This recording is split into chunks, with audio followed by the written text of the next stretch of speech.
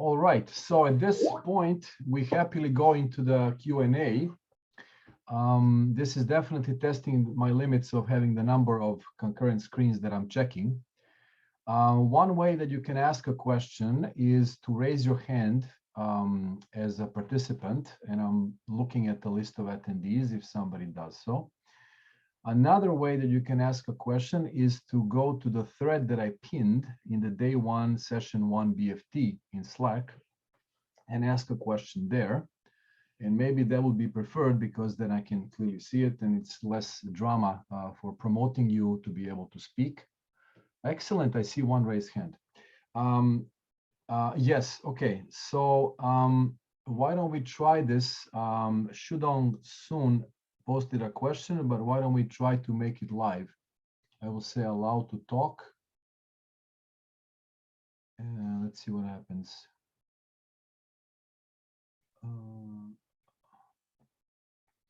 Hello. We have Shudong soon. Yes, please go ahead. Yeah, it seems that I cannot turn my video, so I just like speak out the question. So it's really great work, and my understanding is that basically you don't really have to achieve total order for every operation, and it's only required for conflicting operations in some scenarios.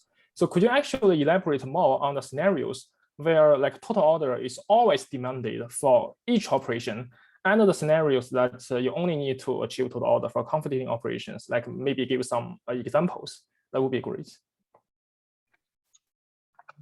Yes, hi, thanks for the good question. I cannot start my video either, so I'll just try to answer. So you're correct, in Basil, there is no concept of a total order. It's instead, what we do is we rely on this concept of the concurrency control mechanism to optimistically execute transactions in parallel and then only implicitly decide on a serializable order. So we don't even order these contending transactions, but implicitly through validation, conflicting transactions are aborted and therefore whatever manages to commit is actually a serializable order. Does that answer your question? Yes, yes. Okay, thank you. Thank you. So I see a question in Slack, no raised hands this time, from Sujanya Ponapali. I will say here, I should already be allowed to talk. There, go ahead, Sujanya, if you can. Hi, great talk. Thank you. I have a quick question. Do stored procedures and smart contracts from like Hyperledger Fabric, for example, have anything in common? So in Hyperledger, so the short answer I would say is no. In Hyperledger Fabric, these kind of stored procedures are executed at the server side by the replicas, whereas in Basil, we follow this client-driven approach, in which you do interactive transactions where the client submits whatever your read operations one by one, so that gives a little more expressivity. For smart contracts, in practice, you can think of smart contracts as being arbitrary applications that may want to use this interactive transaction interface. So instead of sending your smart contract as a one-shot transactions to the replica, this smart contract may act as the client and interact with the service, so this interactive transaction model. Got it, thank you. Thank you. I guess we're trying somehow to make it possible for Florian to enable his camera, but it's still not working. We have a third question from Edward Tremel, who I believe can speak already in Zoom. So please go ahead, Ed. Yeah, so you kind of answered this already, but I was wondering how elaborate of a transaction and what kind of data this system supports. Sounds like you can have clients that do multiple read and writes in a transaction, something that's as complex as a smart contract. Is it as complicated as, say, doing a cross-shard transaction with some kind of advanced SQL query, or would that end up overwhelming the concurrency or transaction processing? The answer to the first half of the question is yes. So this interactive transaction model is the most general transaction model that you can use. So that allows clients to read and write operations in sequence, depending on the result that you get back from the read operations. You may decide to read from another shard or write from another shard. So these are cross-shard transactions, and it's a fully general transaction interface. Now, of course, if you have interactive transactions, and say you have a geo-distributed setting, or you're trying to access many different read operations sequentially, that does increase the amount of contention on the system. So, yeah. Okay. Sorry, I had a quick Sorry, you can't see me nodding. I just realized you can't see me nodding, but yes, that sounds good. Great, thanks for the question. And I'm scanning here, nothing else. And we got your video finally, Florian. So yes, great. Nice to see everyone. It's all somehow working out, right? That's amazing. Well, after a year and a half, we got used to Zoom. I don't see any. Edward, maybe you can mute your microphone now. I don't see any new questions. I would just, wait, we have another one from Sujanya. So go ahead, Sujanya. Hi, so another quick question. So I see that in most of the common cases, transactions take a single round trip and they don't have to communicate with other shards.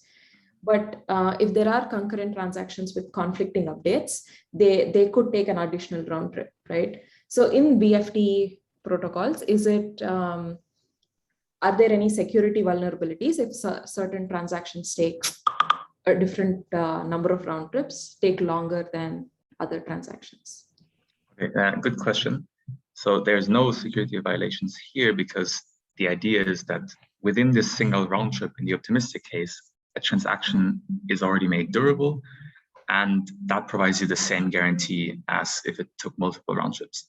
The first round trip, regardless of whether the decision is going to be durable or not, guarantees this idea of serializability or safety by using quorum intersection to make sure that only one, so if there's two conflicting transactions, only one of them can actually commit.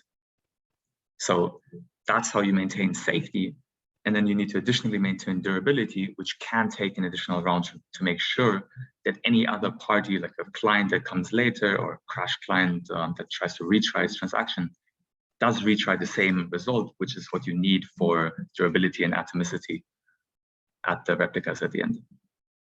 Sounds good. And for durability, like, is it only one shard that is, are only replicas from one shard responsible for durability? And would that decrease the number of failures that Basil can tolerate? So the answer to the first question is yes. It only uses one shard, but that's actually an advantage. So the fault model that we use is in each shard, the amount of failures that you can tolerate is independent from each other shard. So using only one shard to make the decision durable is purely an optimization in terms of communication and resources, because we don't actually have to redundantly involve multiple shards. Okay, thank you. Thank you very much. This brings us to the closing. We're 1 minute over, but so I apologize for that. If you have more questions, we will have like a mini panel of about 10 minutes after all 3 BFT papers have their presentations and individual Q&A. So you can save your questions until then. Of course, yes, I had one question came a minute ago. So, but we have to transition to the next talk. Thank you very much, Florian, and see you later in the meeting. Sounds good. Yeah, happy to take questions offline. Thank you.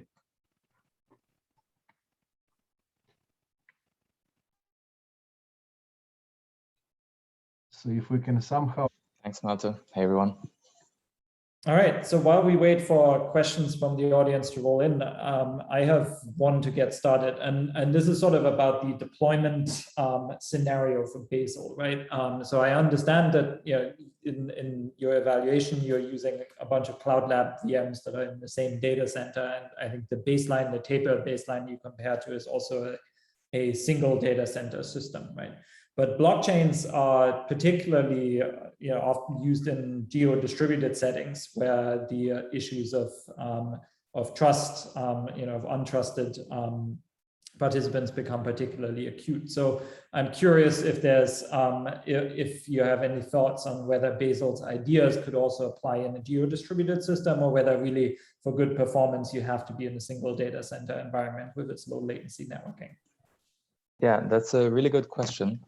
So the high-level diplomatic answer is that we expect, we didn't evaluate this, but we do expect Basil to scale well to geo-distributed workloads, or scale better than its baselines if the contention is moderate. The reason for this being mostly because Basil's latency is lower than those of these traditional modular blockchain systems that we compare against. So you would see an advantage there. Instead, when you move to this higher latency distributed settings, so maybe if you move from a very low latency data center application to a moderate to a very highly distributed setting, the price that you pay for interactive transactions starts to grow. So it's really a trade-off between the expressivity and the performance you're getting. Concretely, the reason being that in BFT, to support interactive transactions, we have to read from more than a single replica, which can usually be local, and enforcing these sequential long area reads can increase the conflict window and cause you to abort. So there's two ways to mitigate that.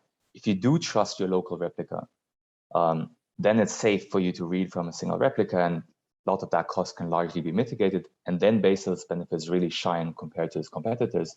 If that's not the case, then you end up paying this cost for expressivity, and that's something you can't avoid. So in that setting, you may prefer moving to more restrictive transaction models like the stored procedures or UTXO models that I was criticizing for expressivity, but have its place in these kind of settings. Right. That's a fantastic answer. Thank you, Florian. Very well phrased and enlightening. So we have a question from Choi Inho, who is a panelist. So Choi, if you would like to ask your question, please go ahead. Yes, hello. Hi, Florian. Thanks for the great talk. Yeah, I wonder, I mean, the one cool point of this work is that you achieved the single round trip processing for most of the transactions. I think that this is really cool. So I just wonder that if you had any challenges, remaining challenges in this work, or any future work direction. Yeah, because single round trip sounds like kind of theoretical optimal already, right? Yeah. So yeah, you get that single round trip when there are no failures and there is no contention. So that's obviously a disclaimer, but you can expect that in a permission setting, or if the contention is not too high, like I was just mentioning, that will be the case. Yep. One challenge, which is something we don't talk about in the paper per se, but that you get easily with state machine replication protocols, is the idea of doing reconfiguration. So one thing that you may want to do is to change the set of replicas that are part of your consortium. Now, in state machine replication, you do that as part of your normal transaction processing, and by the invariance that state machine replication provide, you know that everybody is going to agree on that state. In Basil instead, that's not going to directly hold, because if you issue a transaction, replicas may apply this transaction in different order, and therefore won't agree on what is the membership that's responsible for transactions. So we have a way to solve this, but that requires a separate two-round synchronization and checkpointing protocol, which isn't difficult, but I'm just giving an example of a challenge that you wouldn't have in a traditional state machine replication protocol. One direction for future work that is interesting is tied into this idea, or this whole proposal that I was making, that we would like to have more expressivity from Byzantine fault-tolerant applications as well. So in Basil, we offer interactive, which is the most general transaction model for a key value store. But that does mean that applications have to use a put-get read-write key value interface.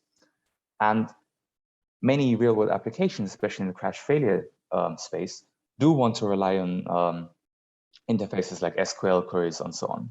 So extending that to this BFT setting is a challenge that we're currently working on.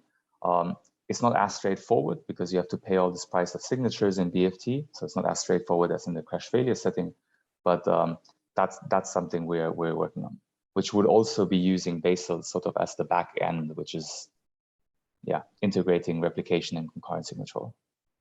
I see. Thanks for the clear answer. Yeah. Of course. Thanks. Yep. All right. Thank you, Choi.